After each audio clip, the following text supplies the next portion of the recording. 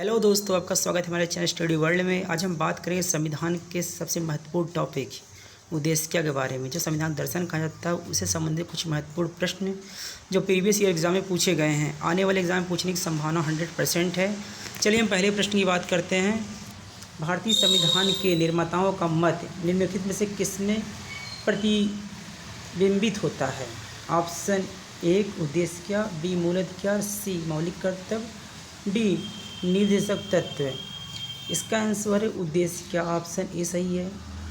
अब उद्देश्य 13 जनवरी 1946 को पंडित जवाहरलाल नेहरू ने संविधान सभा में प्रस्तुत किया और 22 जनवरी को 22 जनवरी 1947 संविधान सभा ने इसे पारित करके अपना लिया।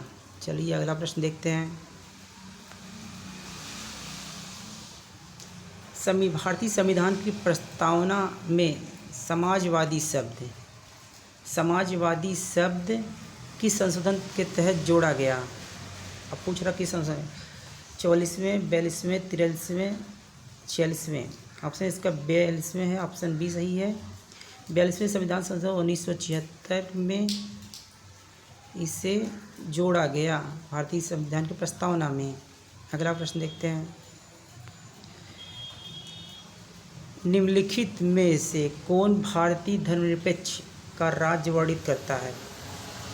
निम्नलिखित में से भारत को धर्मनिरपेक्ष राज्य वर्णित करता है कौन करता है? मौलिक अधिकार करता है, मूल कर्तव्य करता है, प्रस्तावना करता है कि अनुसूची करता है? इसका आंसर सी है। प्रस्तावना जो है भारतीय संविधान को धर्मनिरपेक्ष घोषित करता है, भारत को धर्मनिरपेक्ष घोषित करता है। ऑप्शन 3 सही है। अगला प्रश्न देखते हैं। निम्नलिखित में से कौन सा शब्द 1976 में भारतीय संविधान की प्रस्तावना में सम्मिलित नहीं था? पूछ रहा है कौन सा शब्द जो 1976 के मूल संविधान में मूल प्रस्तावना में सम्मिलित नहीं था? ऑप्शन ए बंधुत्व, ऑप्शन सी संप्रभुता, ऑप्शन 3 समानता, ऑप्शन 4 अखंडता। इसका आंसर 4 है। अखंडता शब्द भारतीय संविधान के मूल प्रस्तावना में नहीं जोड़ा गया था।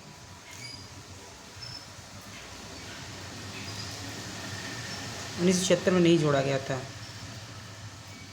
अगला प्रश्न देखते हैं।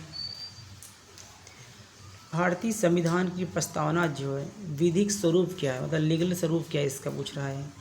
ऑप्शन या क्या इसे कोर्ट द्वारा लागू किया जा सकता है, या इसे लागू नहीं किया जा सकता है, या विशेष परिस्थितियों में लागू किया जाता है, या इनमें से कोई नहीं। इसका आंसर है बी, इसे लागू नहीं किया जा सकता।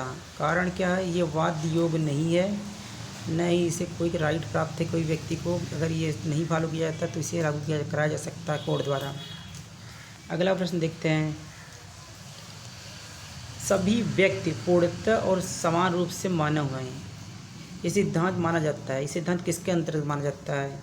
ऑप्शन ए सार्वभौमिकता, ऑप्शन बी समष्टिवाद, ऑप्शन 3 समाजवाद, ऑप्शन 4 अंतःक्रियावाद। इसका आंसर ए है, अर्थात 1 है। और सार्वभौमिकतावाद भारतीय संविधान या मनुष्य के लिए इम्पोर्टेंट है। 1948 यूएन चार्टर अकॉर्डिंग से अपनाया गया था। अगला प्रश्न।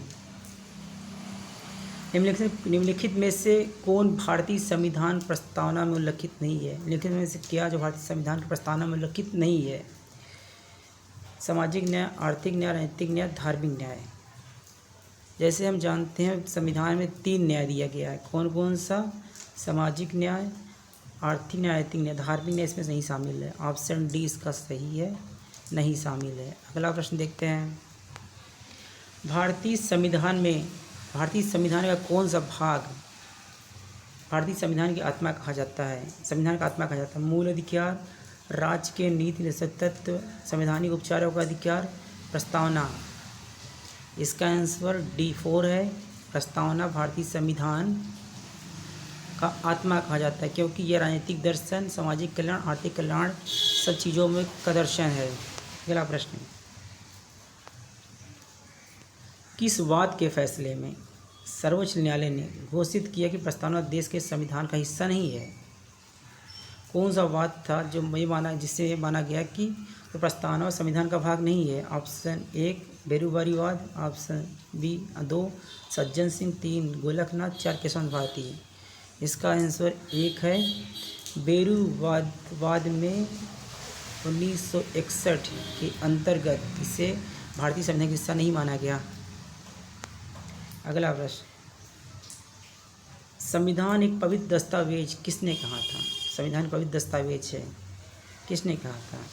Option A B R Ambedkar, 2 Jawaharlal Nehru, 3 Mahatma Gandhi, 4 K Munshi. इसका आंसर ए है अम्बेडकर ने कहा था कि संविधान जो है वो एक पवित्र दस्तावेज है। प्रजातंत्र का मतलब होता है लोगों के कल्याण के लिए या लोगों द्वारा चलाया गया शासन। अगला प्रश्न देखते हैं। Thank for watching. शेयर करें, सब्सक्राइब करें, लाइक करें। ऐसी वीडियो देखने के लिए लाइक ज़रूर करें।